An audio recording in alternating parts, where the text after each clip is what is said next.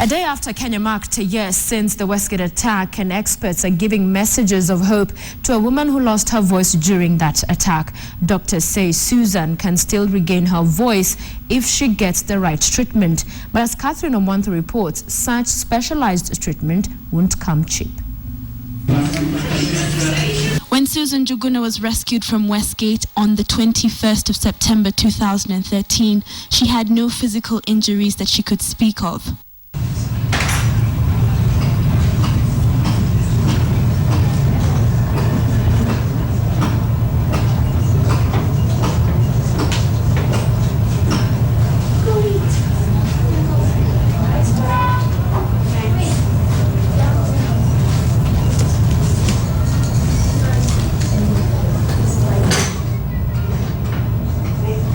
What is clear is that she was extremely vulnerable.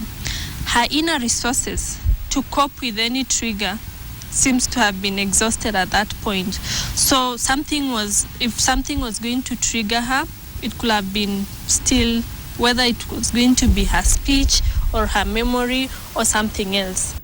There are two main explanations to what happened to Susan. Either she reacted to the chemicals in the building. Because there were so many chemical things there. It's a possibility she would have reacted to some chemical or fumes from certain areas, and then she got inflammation of the vocal cords, which has interfered with the movement of vocal cords. It's a possibility.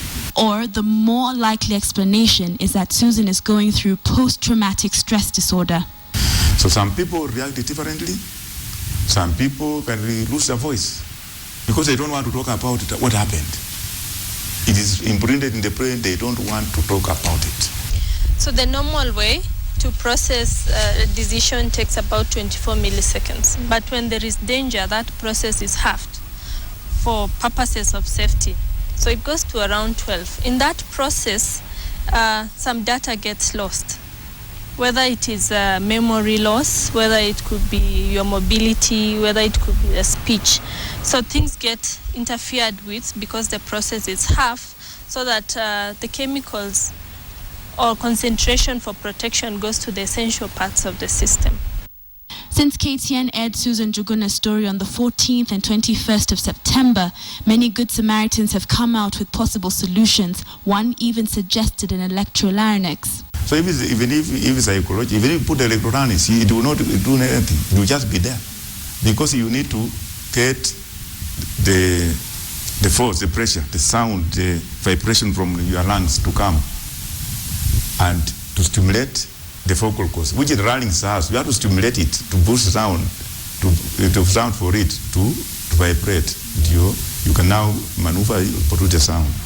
But she needs to be investigated properly, first of all, before you think. The larynx is very severe. So she has to rebuild an inner resource of support to know how to calm herself, to deal with anxiety, and slowly start processing the traumatic event in a very safe environment. That happens through the help of a therapist.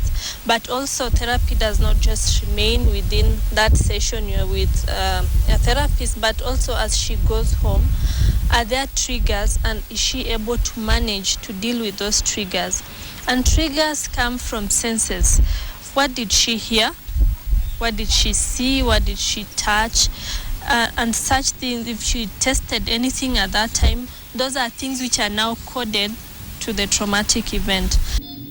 The doctors we spoke to would first like Susan to undergo investigative tests to determine she has no physical trauma.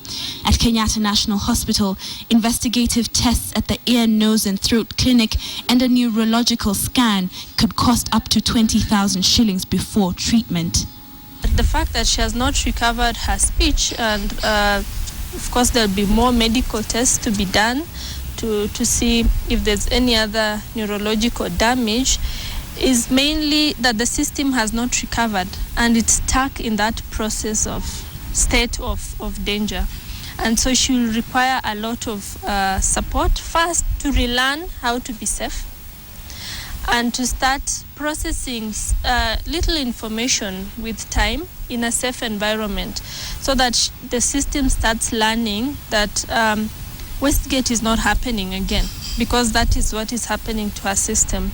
The cost of private therapy could be too much for this single mother of 4 who has sacrificed her own health in order to put food on the table. Catherine Omwando, KTN.